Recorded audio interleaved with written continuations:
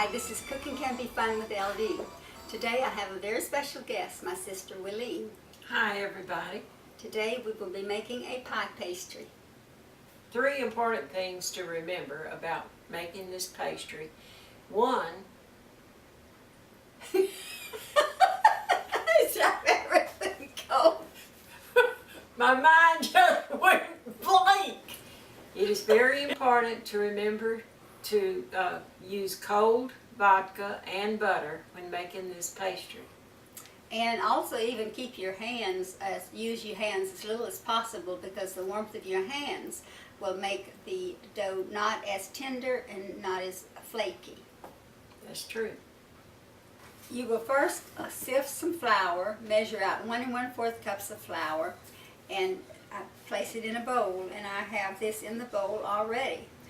Then you will take 1 teaspoon, 1 1/2 teaspoons of sugar and 1/8 teaspoon of salt, and then you add that to the flour.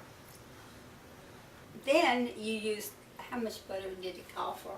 6 tablespoons. 6 tablespoons, okay. So you take 4 tablespoons and add it to the, I need a spoon here to get it out, add it to the pastry, and then you use a pastry blender, and you will use a pastry blender and make it the size of a cornmeal.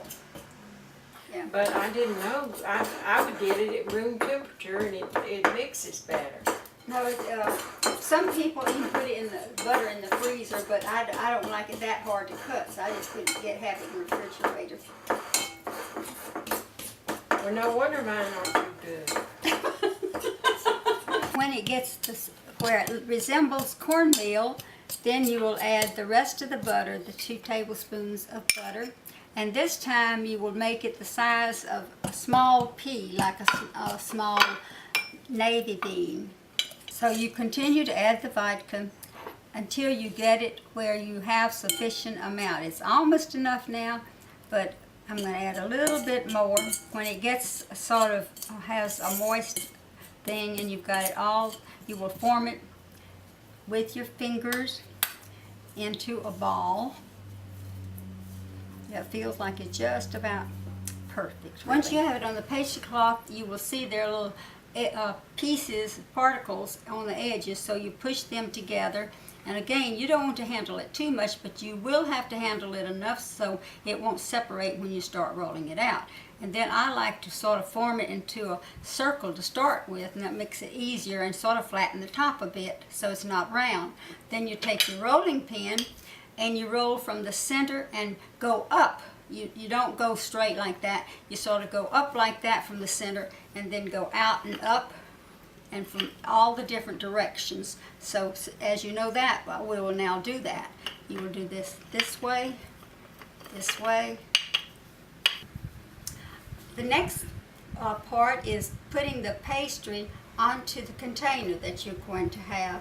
And this can be a little bit tricky. You take the rolling pin and you place it near the edge, and then you roll it and you go all the way over to the edge, to the very edge, and you place the container here, and then here you want to bring it so the edge is at the edge of the container.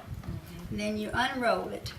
Now, almost every time you do this, you're never going to get it perfect, even though you think you are. So what you do to remedy this, you will cut off you'll leave 1/2 inch all the way around with scissors.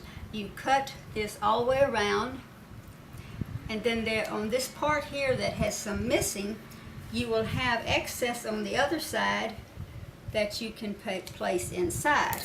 You also should push to the center here, even though if it might mean that to keep it from shrinking, you push it from the center.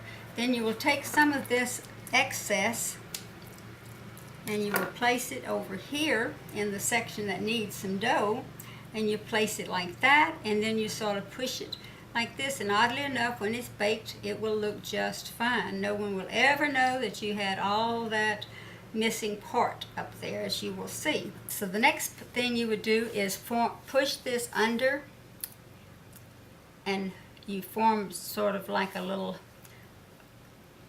ledge. A ledge, yeah. Okay, the next thing is to go around the edge with your fingers like this and make it even with the edges. And this is a lot of people don't know this, but this is a very, very important step to make it have the finished look that you want to achieve.